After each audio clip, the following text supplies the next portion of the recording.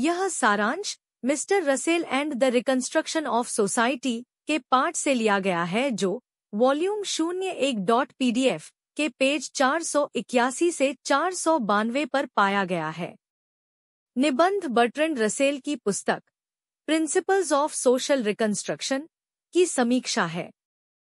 समीक्षा विशेष रूप से रसेल के संपत्ति के विश्लेषण और मानव प्रकृति पर इसके प्रभावों पर केंद्रित है।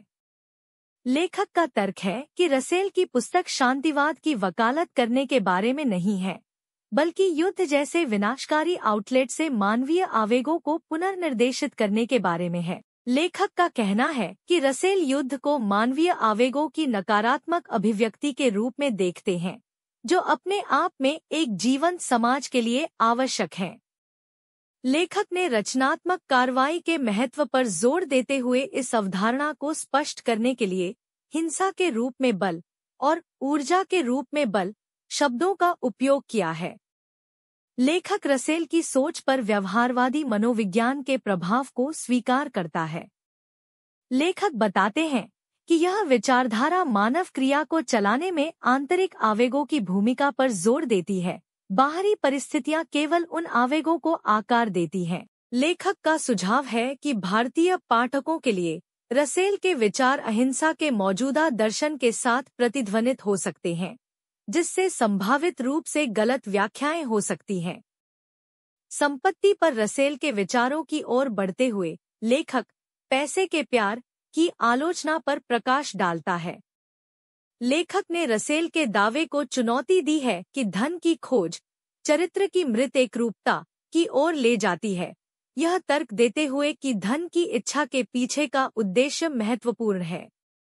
लेखक का सुझाव है कि रसेल का दृष्टिकोण दर्द अर्थव्यवस्था में निहित एक पुराने दर्शन को दर्शाता है, जहां कमी ने त्याग को एक गुण बना दिया है। आर्थिक सिद्धांतों पर आधारित लेखक का मानना है कि अति उपभोग से जुड़ी नकारात्मक उपयोगिता किसी एक इच्छा के प्रभुत्व के कारण नहीं है, बल्कि जीव की विविध संतुष्टि की आवश्यकता के कारण है।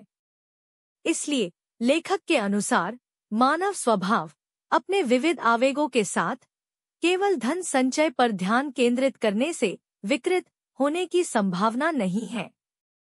इसके बाद लेखक रसेल के इस तर्क की जांच करता है कि स्वामित्व की प्रवृत्ति की अभिव्यक्ति के रूप में संपत्ति संघर्ष और युद्ध की ओर ले जाती है। थ्यूसिडाइड्स का हवाला देते हुए और औद्योगिक विवादों की तुलना करते हुए लेखक का तर्क है कि यह है असमान संपत्ति का वितरण जो संघर्ष को बढ़ावा देता है, संपत्ति का नहीं।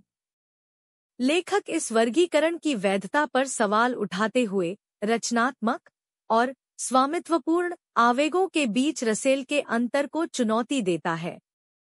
लेखक का तर्क है कि विनियोग का कार्य उस आवेग से अलग है जो किसी चीज के निर्माण को प्रेरित करता है और सामाजिक और आर्थिक संरचनाओं से प्रभावित होता है। लेखक ने सामाजिक संरचनाओं के मनोवैज्ञानिक आधारों पर रसेल के जोर और व्यक्तियों और संस्थानों के बीच संबंधों में उनकी अंतर्दृष्टि की प्रशंसा करते हुए निष्कर्ष निकाला है।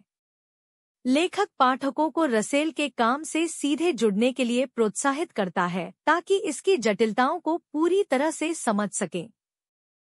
कुल मिलाकर निबंध मानव स्वभाव, संपत्ति और सामाजिक परिवर्तन पर रसेल के विचारों से जूझता है, जो उनके तर्कों की प्रशंसा और तीखी आलोचना दोनों प्रस्तुत करता है। लेखक व्यापक बौद्धिक संदर्भ में रसेल के काम पर एक सूक्ष्म परिप्रेक्ष्य प्रदान करते हुए आर्थिक और मनोवैज्ञानिक अवधारणाओं से जुड़ा हुआ है।